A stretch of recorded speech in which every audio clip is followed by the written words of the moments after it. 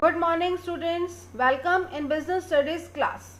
Today we are going to discuss the factors affecting the choice of capital structure. There are 14 factors for determining the capital structure.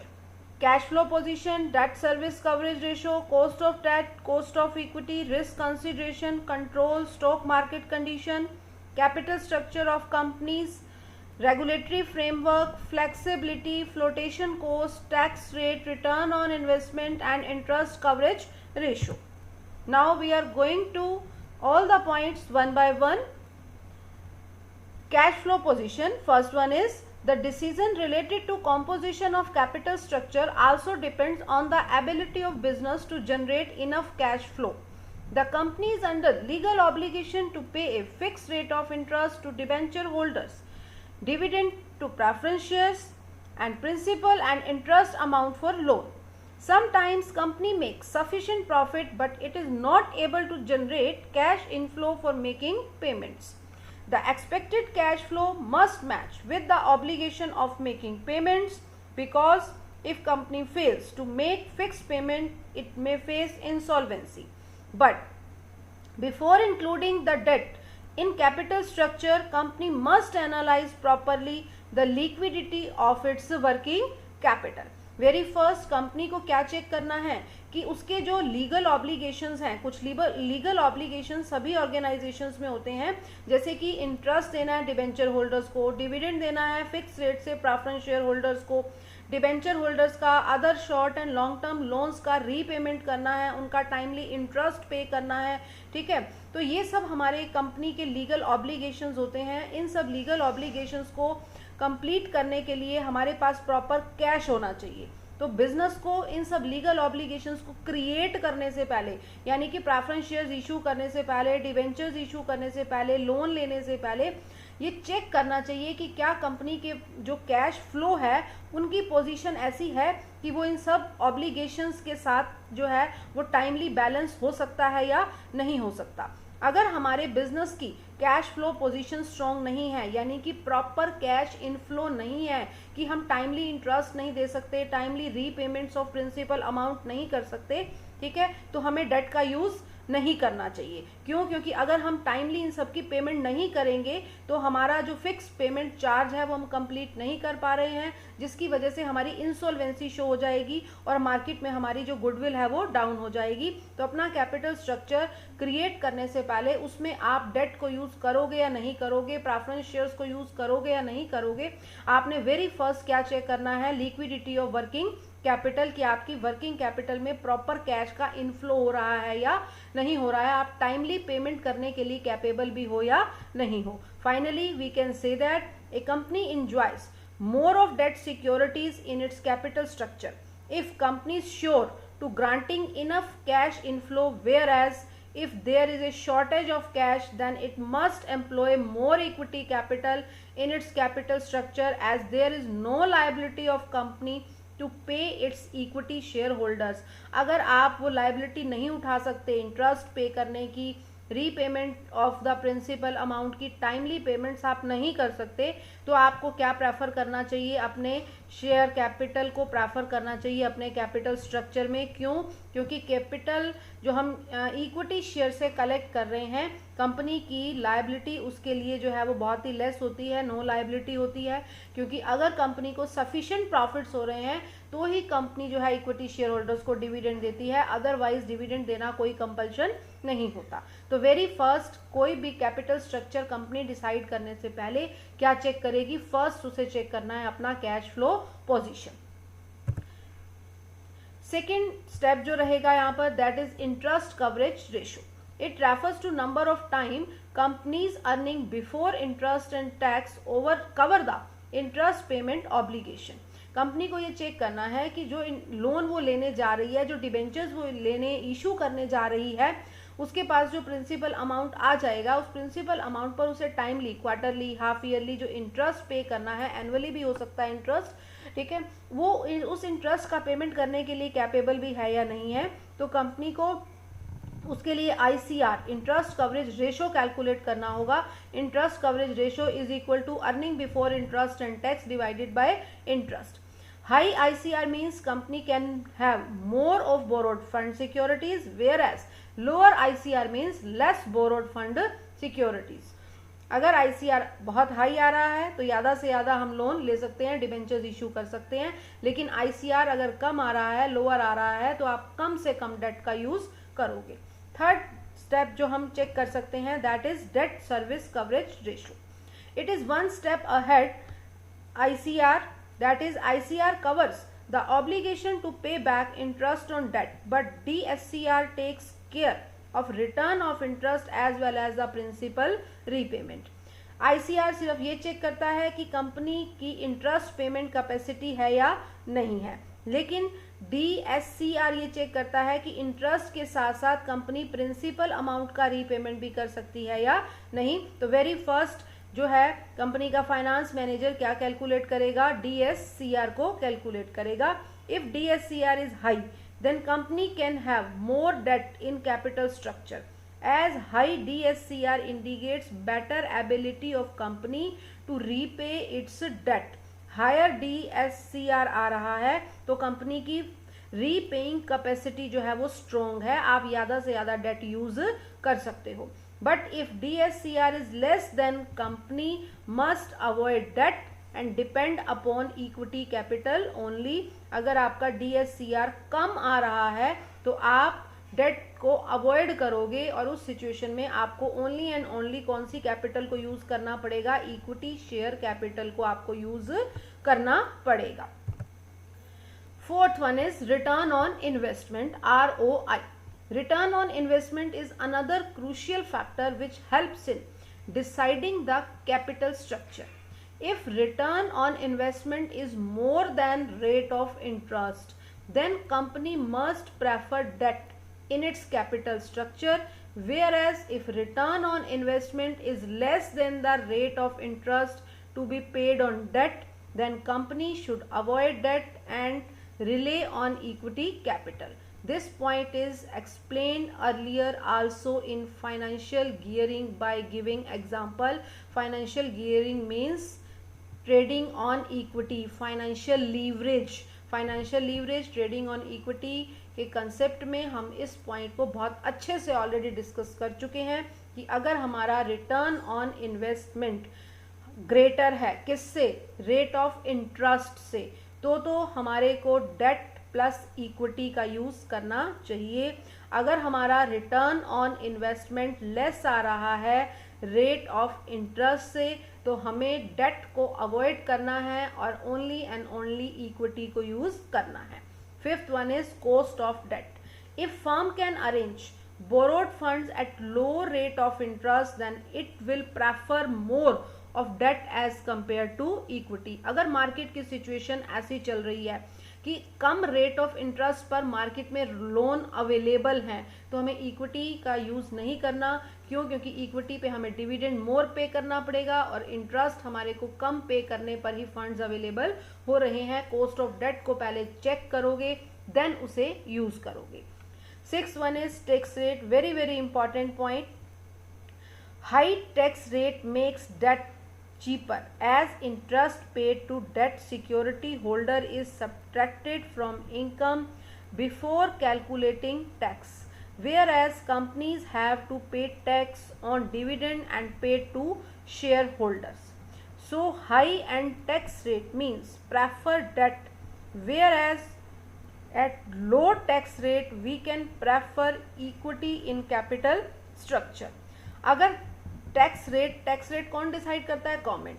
अगर government ने high tax rate decide किए हुए हैं, ठीक है, तो उस केस में आपके लिए क्या रहेगा कि आप डेट को यूज करो. क्यों? क्योंकि डेट पे आपको क्या पे करना है? इंटरेस्ट. और इंटरेस्ट पे करते ही आपकी जो टैक्सेबल इनकम है वो कम हो जाती है, ठीक है, जिसकी वजह से आपके सेविंग्स हो जाती हैं. और वो सेविंग्स कैसे होती हैं वो भी मैं एग्जाम्पल के साथ आपको क्लियर करती हूँ. Come to the example of tax rate. कुछ assumptions लेंगे हम. Borrowing at the rate 10% and the tax rate 30%. Market में जो लोन का इंटरेस्ट रेट चल रहा है, चाहे आप डिबेंचर्स इशू कर रहे हो, चाहे आप बैंक या फाइनेंशियल इंस्टीट्यूशन से लोन ले रहे हो, दैट इज 10% चल रहा है. और गवर्नमेंट ने जो टैक्स रेट अनाउंस किए हैं that is 30%, means that the after tax cost of debt is only 7%. 7% कैसे आया? 10 माइनस 30% ऑफ 10. 10 क्या है हमारा? Rate of interest. उसमें से हमने टैक्स क्या कर देना है? माइनस. 10 के ऊपर अगर 30% जो है आप rate of interest tax calculate करोगे, रेट ऑफ टैक्स कैलकुलेट करोगे तो 10 माइनस 3 दैट इज 7%. अब इस 7% को और हमने क्लियर करना है. एक और एग्जांपल मैं इससे रिलेटेड ले रही हूँ. सपोज आपकी जो कंपनी है वो 10% डिबेंचर्स जो है वो इशू कर रही है. 1 लाख रुपीज़ के आपने डिबेंचर्स इशू कर दिए. इट मीन्स आपको end of the financial year 1 lakh पर 10% इंटरेस्ट पे करना होगा. टैक्स रेट इज 30% और at the end of the year जो आपका EBIT आया, earning before interest and tax, की आपने कितना प्रॉफिट अर्न किया इंटरेस्ट और टैक्स की पेमेंट करने से पहले, दैट इज 40,000. अब earning before interest and tax कितना है आपका? 40,000. अब बिफोर इंटरेस्ट एंड टैक्स है तो यानी कि इसमें से हमने अभी इंटरेस्ट भी माइनस करना है और टैक्स भी देना है. तो आप 40,000 रुपीज़ की आपकी अर्निंग्स हैं यानी कि आपके प्रॉफिट्स हैं, उसमें से आप इंटरेस्ट माइनस कीजिए.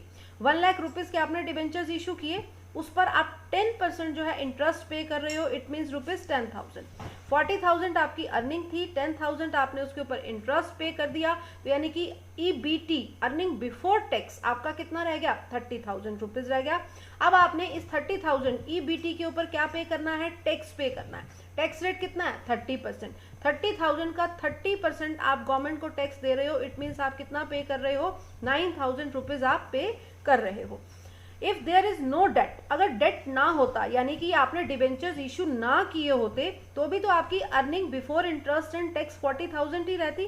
अब आपकी earning before interest and tax 40,000 rupees हैं और आपने कोई भी डेट जो है वो यूज़ नहीं किया है यानी कि डिबेंचर्स इशू ही नहीं किए हैं. तो आपको क्या करना होगा? 40,000 की जो आपकी अर्निंग्स हैं उनके ऊपर आपको टैक्स पे करना होगा गवर्नमेंट को.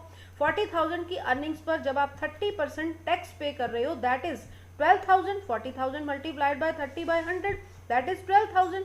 अब जब आप डेट का यूज नहीं कर रहे तब आप कितना टैक्स पे करते हो? 12,000.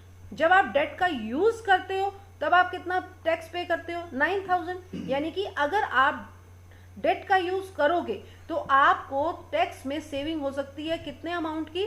3,000 रुपीज़ की सेविंग हो सकती है. तो अगर आप अपने कैपिटल स्ट्रक्चर में इक्विटी के साथ साथ डेट का यूज करते हो तो आपको टैक्स में क्या होगी? हमेशा सेविंग होगी. Finally we can say that therefore net interest payable is equal to interest payable minus tax savings. That is 10,000 minus 3,000 is equal to 7,000 which is 7% of the 1 lakh. 1 lakh क्या था हमारा? Date का जो amount था that is 1 lakh. क्या आ गया? which is 7% of the 1 lakh. ठीक है. वेरी फर्स्ट लाइन में जो हमने डिस्कस किया था कि बोरोइंग्स अगर 10% है, टैक्स रेट 30% है, means that the after tax cost of debt is 7%. Come to the next, cost of equity. Seventh one is cost of equity capital is affected by the use of debt capital. If the debt capital is utilized more, it will increase the cost of equity capital. The simple reason for this is that the greater use of debt capital increases the risk of the equity shareholder. जितना ज़्यादा आप date use करोगे उससे equity share holders का risk क्या हो जाएगा? Increase हो जाएगा. क्यों? क्योंकि डेट पे टाइमली इंटरेस्ट पे होगा, टाइमली उसका प्रिंसिपल अमाउंट रीपे होगा. ठीक है. तो इक्विटी शेयर होल्डर्स के प्रॉफिट्स क्या होते जाएंगे? डिक्रीज होते जाएंगे. क्यों? क्योंकि डेट में ज़्यादा एक्सपेंस हो रहा है, डेट के ऊपर ज़्यादा इंटरेस्ट में फाइनेंस जा रहा है, रीपेमेंट्स ज़्यादा जा रही हैं, तो जो रिमेनिंग प्रॉफिट्स रहेंगे वो ऑटोमेटिक क्या हो जाएंगे? कम हो जाएंगे. Therefore the use of debt capital can be made only to a limited level. ठीक है. आपको डेट यूज तो करना है लेकिन एक लिमिटेड लेवल में करना है. उसके बीच में आपको बैलेंस बिठाना है. डेट और इक्विटी दोनों के बीच में क्या होना चाहिए? प्रॉपर बैलेंस होना चाहिए. अगर प्रॉपर बैलेंस रहेगा, आप एक लिमिट तक डेट यूज करोगे तो उसका बेनिफिट किसको मिलेगा? इक्विटी शेयर होल्डर्स को मिलेगा. उनका EPS क्या हो जाता है? हाई, जो कि हम ऑलरेडी ट्रेडिंग ऑन इक्विटी में डिस्कस कर चुके हैं. If Even after this level, the debt capital is used further, the cost of equity capital starts increasing rapidly. It adversely affects the market value of the shares. This is not a good situation. Effort should be made to avoid it. अगर आप date और equity में proper balance maintain नहीं करते हैं, ठीक है, तो आपको बहुत ही एडवर्स सिचुएशंस जो हैं वो फेस करनी पड़ सकती हैं. तो इसीलिए आप डेट का यूज करोगे, लेकिन एक लिमिटेड लेवल तक, ताकि आपका जो ईपीएस है वो मेंटेन रहे. Next is flotation cost. Flotation cost is the cost involve in the issue of shares और debentures. The cost includes the cost of advertisement, underwriting, statutory fee etcetera. Issue of shares, debentures requires more formalities as well as more flotation cost, whereas there is less cost involved in raising capital by loans and advances. Flotation cost क्या है? Shares और debentures को issue करने में जो expenses आते हैं, advertisement करना है, प्रोस्पेक्टस प्रिंट कराना है, अंडरराइटर्स को कमीशन देनी है, रजिस्ट्रार को स्टैट्यूटरी फीस वगैरह ये सब कुछ पे करना है. तो इन सब में बहुत ज़्यादा एक्सपेंसेस आते हैं और इन एक्सपेंसेस को हम क्या कहते हैं? फ्लोटेशन कोस्ट कहते हैं. अगर आप लोन लेते हैं बैंक से या फाइनेंशियल इंस्टीट्यूशन से, तो आपको ये सब एक्सपेंसेस नहीं करने पड़ेंगे. तो इसीलिए आप जो है डेट को यूज कर सकते हो. Next is risk consideration. Financial risk refers to a position when a company is unable to meet its fixed financial charges such as interest, preference, dividend, payment of creditors etcetera. If firm's business risk is low, then it can raise more capital by issue of debt securities, whereas at the time of high business risk it should depend upon equity. अगर business के अपने risk, यानी कि business की building अपनी है, उसे जो है रेंट पे नहीं करना, बिजनेस को जो है सैलरीज लिमिटेड पे करनी है, इंश्योरेंस प्रीमियम्स पर कम स्पेंड करना है, तो बिजनेस के जो अपने रिस्क हैं वो कम हैं. उस टाइम पर बिजनेस फाइनेंशियल रिस्क उठाने के लिए कैपेबल है. ठीक है, तो आपने अपना फाइनेंशियल रिस्क चेक करना है. Financial risk means interest, payment capacity, dividend preference shares को देना है, क्रेडिटर्स की जो पेमेंट करनी है, प्रिंसिपल अमाउंट ऑफ लोन जो आपने रीपे करना है, वो सब आपके फाइनेंशियल रिस्क हैं. अगर आपके अदर जो बिजनेस रिस्क हैं वो लो हैं, तो ही आप फाइनेंशियल रिस्क उठाने के लिए कैपेबल हो, तभी आप डेट का यूज करोगे. अदरवाइज आप किसका यूज करोगे? इक्विटी का ही यूज करोगे. Next point is flexibility. Excess of debt may restrict the firm's capacity to borrow further. अगर आप एक पर्टिकुलर टाइम पर बहुत ज़्यादा डेट इशू कर देंगे, बहुत ज़्यादा लोन ले लेंगे, डिबेंचर्स इशू कर देंगे, तो फ्यूचर में आपकी जो लोन लेने की कैपेसिटी है, बोरो करने की जो कैपेसिटी है, वो कम हो जाएगी. क्यों? क्योंकि आपने करंट टाइम में बहुत सारे लोन ले लिए, उनका रीपेमेंट करना, उनके इंटरेस्ट को रीपे करना आपके लिए बहुत सारा फाइनेंशियल रिस्क जो है वो क्रिएट कर देंगे. To maintain flexibility, it must maintain some borrowing power to take care of unforeseen circumstances. आपको अपनी कैपिटल स्ट्रक्चर को फ्लेक्सिबल बनाना है. फ्लेक्सिबल बनाने का मतलब होता है कि डिबेंचर्स, डेट को यूज करो आप साथ. क्यों? क्योंकि वो एक फिक्स टाइम पीरियड के बाद रीपे हो जाएंगे और आपको जब जरूरत पड़े अगेन आप उनको यूज कर सकते हो. फ्लेक्सिबल कैपिटल स्ट्रक्चर का मतलब होता है कि जब पैसे की जरूरत हो, मार्केट से पैसा कलेक्ट कर लो और बाद में उसे रीपे कर दो. ठीक है, जब जरूरत नहीं है उसे रीपे कर दो, क्योंकि equity share holders are the permanent owners of the company. और एक बार इक्विटी शेयर्स अगर आपने इशू कर दिए, तो उस टाइम पर आप जो है क्या प्रॉब्लम फेस करोगे? आपको लाइफ टाइम, कंपनी को लाइफ टाइम जो है वो डिविडेंड पे करना ही पड़ेगा. ठीक है, तो अगर आप चाहते हो कि आपके कैपिटल स्ट्रक्चर में फ्लेक्सिबिलिटी बनी रहे, तो आप लिमिटेड डेट को यूज करो. क्योंकि अगर आपने एक टाइम में बहुत सारे डेट यूज कर लिए, तो फ्यूचर में आप बोरो करने की कंडीशन में ही नहीं रहोगे, क्योंकि करंट टाइम पीरियड के जो डेट होंगे, उनके इंटरेस्ट, उनके प्रिंसिपल अमाउंट्स को रीपे करने का जो फाइनेंशियल रिस्क कंपनी पे होगा, वो कंपनी के लिए बहुत बड़ा थ्रेट हो सकता है.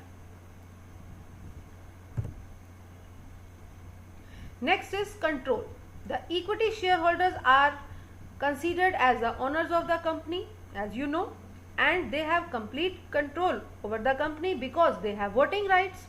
If existing shareholders want complete control, then they should prefer debt. अगर जो ऑलरेडी एग्जिस्टिंग शेयर होल्डर्स का मतलब जो ऑलरेडी शेयर होल्डर्स हैं वो चाहते हैं कि हम ही कंट्रोल करेंगे, हमारे पास ये वोटिंग राइट्स हैं, हम अपने वोटिंग राइट्स किसी के साथ शेयर नहीं करना चाहते, ठीक है, तो कंपनी को क्या प्रेफर करना पड़ेगा, डेट करना पड़ेगा।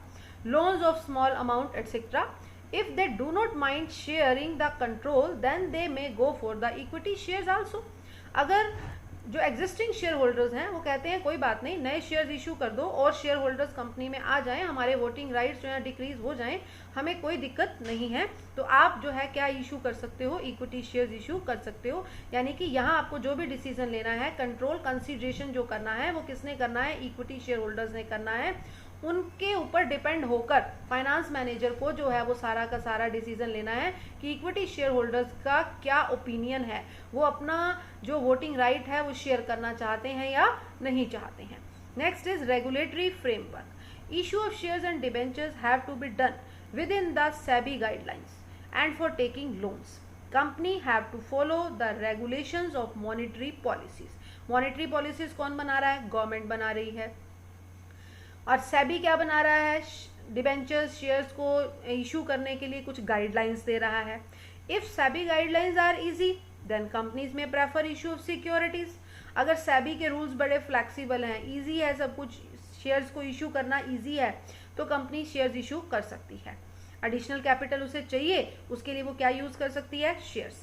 Whereas if monetary policies are more flexible, अगर जो हमारी प्रेजेंट गवर्नमेंट चल रही है उसने मॉनेटरी पॉलिसीज को बहुत ज़्यादा फ्लेक्सिबल बना दिया है, यानी कि इंटरेस्ट रेट जो है कम है, बैंक से लोन लेना बहुत इजी है, बहुत ज़्यादा लीगल फॉर्मेलिटीज़ की ज़रूरत नहीं है, then they may go for the loans. तो उस कंडीशन में आप क्या ले सकते हो, लोन ले सकते हो। यानी कि आप अपनी कंट्री के रूल रेगुलेशंस देखोगे, जिसमें आप कंट्री की जो गवर्नमेंट है उसने जो रूल्स बनाए हैं उन्हें चेक करोगे, साथ ही साथ जो सेबी की गाइडलाइंस हैं उन्हें यूज करोगे। What is SEBI? SEBI is the securities exchange board of India, जो शेयर मार्केट को कंट्रोल करता है, स्टॉक एक्सचेंज को चलाने के लिए, शेयर मार्केट को चलाने के लिए रूल रेगुलेशंस बनाता है।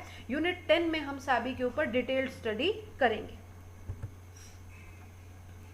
Next is stock market condition. There are two main conditions of market, one is boom condition and recession or depression condition.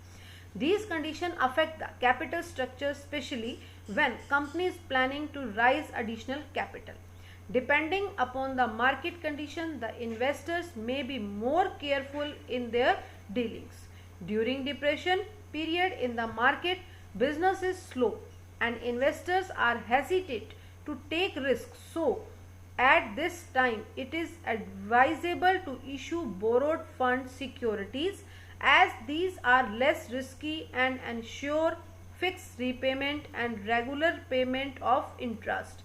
But if there is boom period, business is flourishing and investors also take risk and prefer to invest in equity shares to earn more in the form of a dividend. आपने stock market की conditions देखनी है कि market का क्या system चल रहा है, ठीक है। मार्केट में दो तरह की कंडीशंस होती हैं, वन इज बूम कंडीशन और अदर इज डिप्रेशन कंडीशन।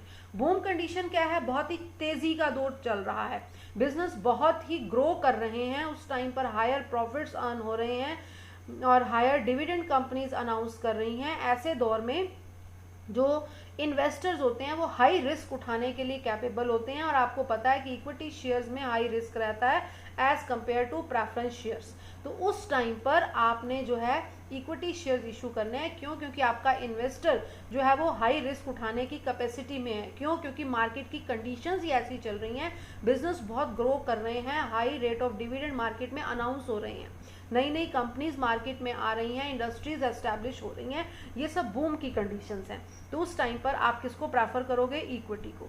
अगर डिप्रेशन की कंडीशंस चल रही हैं, मार्केट में रिसेशन चल रहा है, मंदी का दौर चल रहा है, उस टाइम पर बिजनेस ग्रो नहीं कर रहे हैं, नई इंडस्ट्रीज मार्केट में नहीं आ रही हैं, तब आपने क्या करना है कि आपका जो भी कैपिटल स्ट्रक्चर है उसमें आपने मेनली डेट को यूज करना है। डेट जो है वो आपके लिए वहाँ पर इजी रहेगा, क्योंकि उस टाइम पर आप कंपनी जो लोन इशू करेगी वो इन्वेस्टर्स जो है वो लेने के लिए रेडी रहेंगे, यानी कि डिबेंचर्स कंपनी जो इशू करेगी वो लेने के लिए रेडी रहेंगे। क्यों रेडी रहेंगे? क्योंकि उन्हें ये बात पता है कि ये एक फिक्स चार्ज है इनके ऊपर एसेट सिक्योर्ड हैं, इनके ऊपर जो है इंटरेस्ट हमें टाइमली मिल जाएगा। Next one is capital structure of other companies. Some companies frame their capital structure according to the industrial norms, but proper care must be taken, as blindly following industrial norms may lead to financial risk. If firm cannot afford higher risk, it should not raise more debt only because other firms are rising. Companies जो हैं other industries को, अपने similar nature की industries को देखकर भी अपना capital structure design कर सकती हैं, लेकिन ये आपने ध्यान रखना है कि सामने वाली इंडस्ट्री अगर डेट को ज़्यादा यूज कर रही है तो उसकी फाइनेंशियल रिस्क पेइंग कैपेसिटी है, हमारी फाइनेंशियल रिस्क पेइंग कैपेसिटी है या नहीं है, ये हमें ज़रूर चेक करना है।